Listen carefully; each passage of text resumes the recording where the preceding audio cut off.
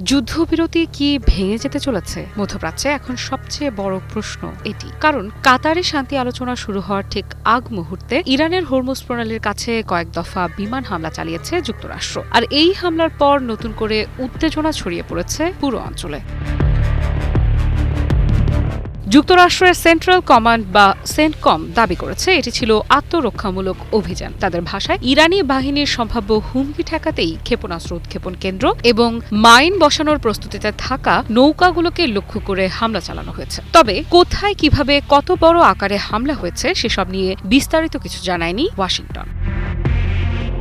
অন্যদিকে ইরানের গণমাধ্যম জানিয়েছে দক্ষিণাঞ্চলীয় বন্দর আব্বাস এলাকায় বিস্ফোরণের শব্দ শোনা গেছে। এই অঞ্চলটি অত্যন্ত গুরুত্বপূর্ণ কারণ হরমুজ প্রণালীর খুব কাছেই এর অবস্থান। আর এই প্রণালী দিয়েই বিশ্বে জ্বালানি তেল ও গ্যাসের প্রায় 1/5 পরিবহন।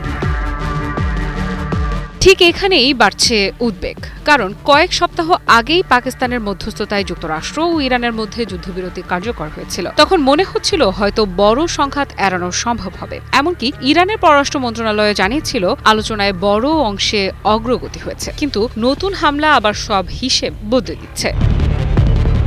মার্কিন পররাষ্ট্রমন্ত্রী মার্কো রুবিও এখন বলছেন হরমুজ প্রণালীকে ইরান কার্যত অবরুদ্ধ করে রেখেছে। তার ভাষায় যেভাবেই হোক এই রুট খুলে দিতে হবে, কারণ বিশ্ব অর্থনীতির জন্য এটি অত্যন্ত গুরুত্বপূর্ণ। একই সাথে তিনি স্বীকার করেছেন ইরানের সঙ্গে চুক্তিতে পৌঁছাতে আরও কয়েকদিন সময় লাগতে পারে।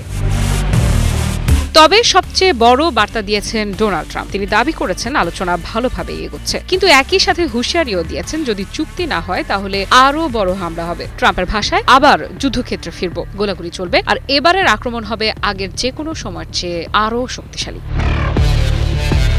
অন্যদিকে ইরানও কঠোর অবস্থান নিয়েছে। আইআরজিসি দাবি করেছে তারা একটি মার্কিন ড্রোন ভূপাতিত করেছে। আরও একটি যুদ্ধবিমান ও ড্রোনকে লক্ষ্য করে গুলি চালানো হয়েছে বলেও জানিয়েছে তারা। ইরানের স্পষ্ট বার্তা, যুদ্ধবিরতি লঙ্ঘনের বিরুদ্ধে প্রতিশোধ নেওয়ার বৈধ অধিকার তাদের রয়েছে। আমি ভরসা রাখি হিরন স্মার্ট ওয়াটার পিউরিফায়ারে। ইরানের পররাষ্ট্র মন্ত্রণালয় সরাসরি অভিযোগ করছে যুক্তরাষ্ট্র যুদ্ধবিরতি ভেঙেছে আর এর সব পরিণতির দায় ওয়াশিংটনকেই নিতে হবে। এমনকি ইরানের সর্বোচ্চ নেতা মুজতবা আলী খামেনিও হুঁশিয়ারি দিয়েছেন মধ্যপ্রাচ্যে আর কোনো মার্কিন ঘাঁটি নিরাপদ থাকবে না।